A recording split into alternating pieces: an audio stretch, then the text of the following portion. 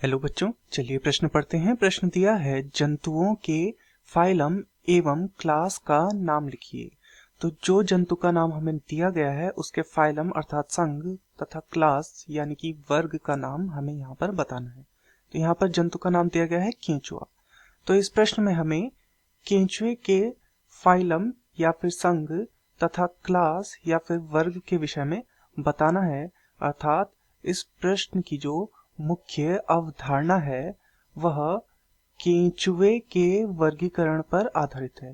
केंचुए का वर्गीकरण वर्गीकरण तो सबसे पहले केंचुए के बारे में कुछ मुख्य लक्षण देख लेते हैं कि केंचुआ किस प्रकार का जंतु है। तो केंचुआ जो है वो एक द्विलिंगी जंतु है। द्विलिंगी अर्थात जिसमें नर और मादा दोनों प्रकार के जननांग पाए जाते हैं। ये अकशेरुकीय होता है। अकशेरुकीय ये होता है। साथ ही यह मिट्टी में देखने को मिलता है, मिट्टी में, तथा यह जो होता है यह भूमि की उर्वरा शक्ति को बढ़ाने में भी मदद करता है। अतः कृषि के लिए ये बहुत उपयोगी है। उर्वरा शक्ति में ये वृद्धि करने का कार्य करता है। तो ये कृषि में अत्यधिक उपयोगी जंतु है।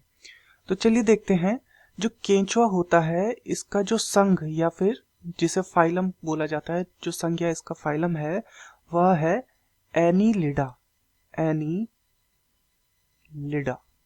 एनीलिडा।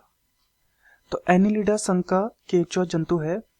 एनीलिडा संघ के जंतु की एक खास बात होती है कि इनमें मुख्यतः शारीरिक खंड देखने को मिलते हैं। इसी प्रकार से केंचुए का शरीर भी खंडों में विभाजित होता है या उसमें शारीरिक खंड पाए जाते हैं। तो इनमें शारीरिक खंड देखने को मिलते हैं।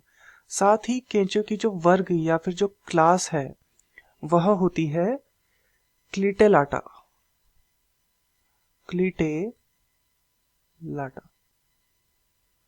तो चलिए अपने प्रश्न की ओर चलते हैं। प्रश्न में हमसे पूछा गया था जंतु के फाइलम व क्लास का नाम लिखिए। तो यहाँ पर हमें जंतु दिया है केंचुआ, केंचुए के संघ का नाम है एनीलिडा तथा केंचुए का जो वर्ग या फिर क्लास है वो है क्लेटेलाटा। मैं आशा करता हूँ आपकी यह समझ में आया होगा। धन्यवाद।